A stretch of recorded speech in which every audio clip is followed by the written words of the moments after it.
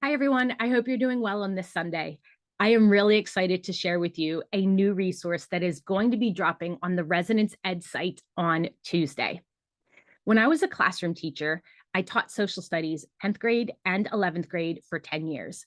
And you know that I was very invested in social emotional learning and helping my students grow in these essential life skills that would help them be successful no matter what path they chose in life. But one of the things that I often thought about is how do I know where my students should generally be? And how will I know if they're demonstrating growth? Where am I trying to get them to in terms of that skill development? Pennsylvania used to have social emotional learning skill competencies 16.1, point 2, and point 3. They then started to be infused into ELA and family consumer science. You know me, you know Res Ed. Our philosophy is that social emotional learning is everywhere around us. It is who we are and what we do. And it's up to all of us to own a piece of this. It's not just up to certain teachers or to the counselors or to the PE and health teachers. We can all contribute in explicitly talking to students and giving them opportunities to practice these skills. But how do we know what the skills are? So, our team about a year and a half ago looked at all 50 states and started to curate the best of the best that we could find that also aligned with CASEL's updated October 2020 SEL skills. Our team then started to curate and devise K through 12 learning objectives for all 5 competencies. We also then added in success criteria for students and essential questions that teachers could use in their day-to-day practices.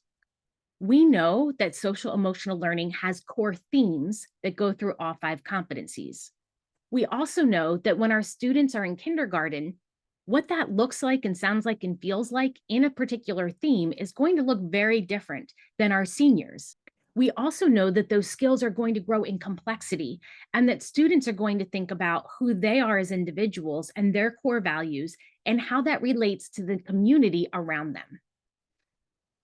After our first round of developing and curating, we added, enhanced, refined, and then we invited educators from around the world to give their input and their feedback, and we went through a second round of refinement.